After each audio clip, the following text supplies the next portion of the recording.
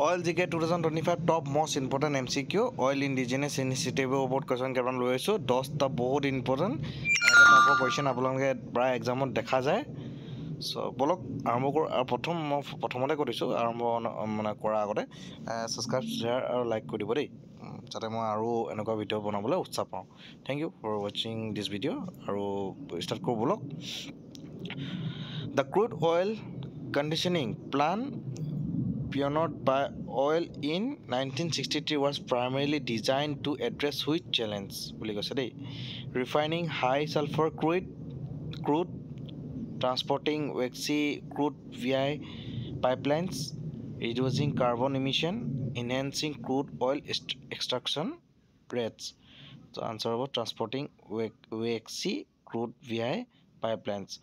So next question, how many indigenous workover were commenced by oil in the mid 1980? 4 is the correct answer. What does the continued operation of well made workover rigs since the 1980s signify? Delay modernization efforts, durability and reliability of domestic equipment, high maintenance costs, lack of foreign alternatives. Correct answer is durability and reliability of domestic equipments.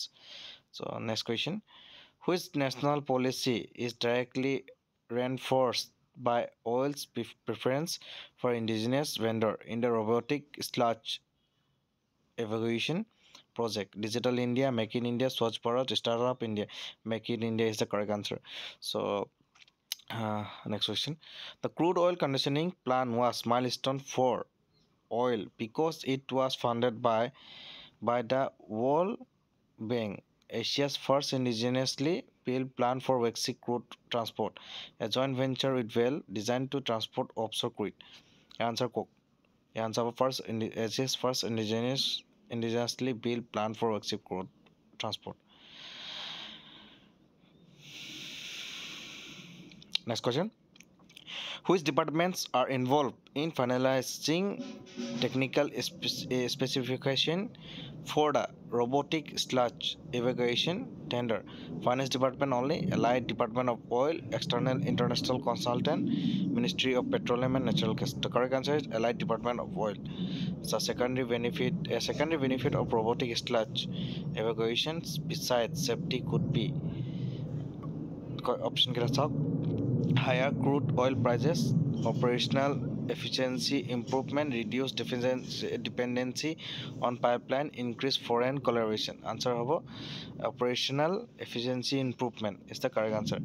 Oil use of well made rigs since 1981 highlight its commitment to phasing out manual labor, sustaining domestic manufacturing partnership. Third number hall complying with global trade agreement, reducing exploration activities. Answer over sustaining domestic manufacturing partnership. Next question, the phrase technology intensive business in the context of oil refer to? Option kita hunilok, marketing strategies, exploration and production of oil and gas, employee training program, corporate social responsibility. Year answer কক আপোনালোকে মই অলপ সময় দিছোঁ।